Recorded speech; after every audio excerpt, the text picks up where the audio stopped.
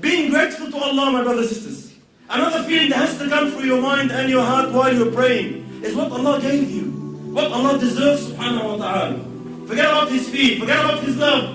Allah subhanahu wa ta'ala gave us so much ni'am, so much gifts, subhanahu wa ta'ala, He gave us. Don't you feel gratitude? Don't you feel ashamed? Don't you feel shy? Allah gave me everything I have. Allah gave me everything I'm enjoying. And I can't prostrate my forehead before Him and thank Him properly. I can't give Him some time of my day and say thank you Allah for what you're giving me. This is why Muhammad sallallahu alayhi wa sallam was not praying like us. He was not praying thinking, I have to pray, I have to offload my salah. He was praying tahajjud at night. Aisha, his wife, radiallahu anha, narrates. She goes, Muhammad sallallahu used to pray at night so long until his feet would crack and sweat. His skin would crack, sallallahu alayhi wa sallam, from long standing in salah. فقلت له لما تصنع هذا يا رسول الله وقد غفر الله لك ما تقدم من ذنبك وما تأخر. Why are you doing so much, Prophet of Allah, when Allah has forgiven your sins? You know, she was thinking like, subhanallah, she's higher than all of us, of course, but the same thought comes.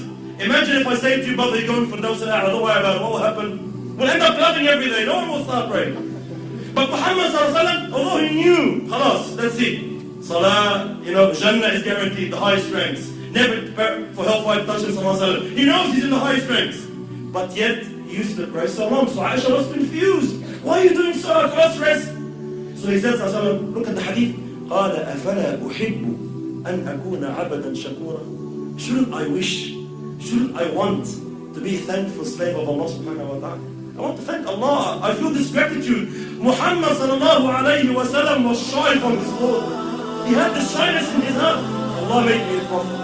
Allah gave me everything. Allah gave me victory. Allah gave me strength. Allah gave me the Quran. Allah gave me the Fatiha like our Sheikh was saying about that. Allah gave me all this. I'm not going to stand in salah. I'm not going to praise Allah. I'm not going to thank Him. Forget about, you know, the rewards and the ranks. He was shy. Where is this shyness in our hearts now? Do we feel shy from Allah? Yeah, we feel shy. Allah gave me everything. Allah gave me my job, my wife, my kids, my husband. Allah gave me the money I have, the house I own, the car I'm driving, the health. Everything Allah gave me. Don't I want to praise Allah and thank Him? Don't I give Him attention for 5 minutes? Wallahi, it's a shame. These feelings, not wallahi. If before the salah, you spend 5 times thinking of these feelings and meanings, your salat will be on different levels completely. You will reach different levels completely in your salat. Just think of these meanings. Gratitude, belittle yourself before Allah. Who am I? Who am I standing before Allah? I'm not even the weight of an ant. In the universe, where do we stand, my brothers and sisters?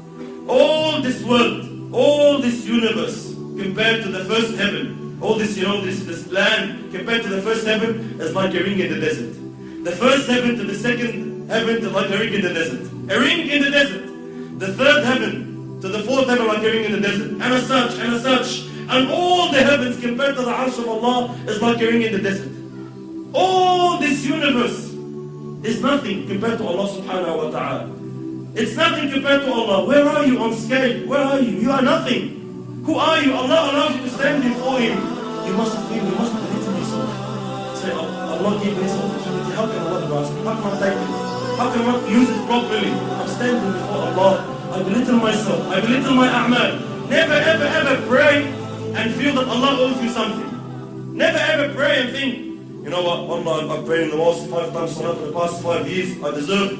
You don't deserve nothing. You know, you don't deserve nothing. Allah subhanahu wa ta'ala gave you the willpower. Allah subhanahu wa ta'ala strengthened you. He gave you the tawfiq to come and pray, to start your salah. Millions of people outside there want to pray. Maybe they have an intention to pray. Allah does not help them and support them. Allah allowed you. Allah gave you. So you belittle yourself. Don't say, I've done heaps. No. Don't say, I've been praying, I've been doing. Don't think like that. Allah subhanahu wa ta'ala allowed me.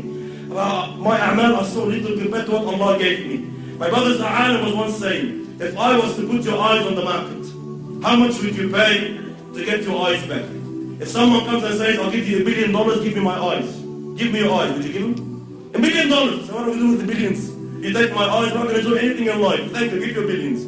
Allah subhanahu wa ta'ala gave you ni'am. They are, subhanallah, they are priceless.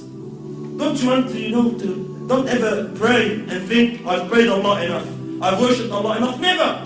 I've worshipped Allah and I admit, Ya Allah, I confess my shortcomings. I confess the small effort I'm doing. But Ya Allah, you are Arhamar Rahimeen. Ya Allah, you are the most merciful. Ya Allah, you are the most generous. You will accept me, inshallah, with your rahmah. Like we heard, mashallah, Sheikh Ramadan say. Because all these feelings, they should come in your heart, in your mind, while you're praying. Inshallah, if you do this, it's a sign of acceptance from Allah subhanahu wa ta'ala. You will feel that, the feeling comes, there's like a discussion happening. You will actually feel that, inshallah, my salah was accepted, and it will cause the pleasure of Allah subhanahu wa ta'ala. We ask Allah subhanahu wa ta'ala to make us from those who are. نسأل الله سبحانه وتعالى أن يجعلنا من الذين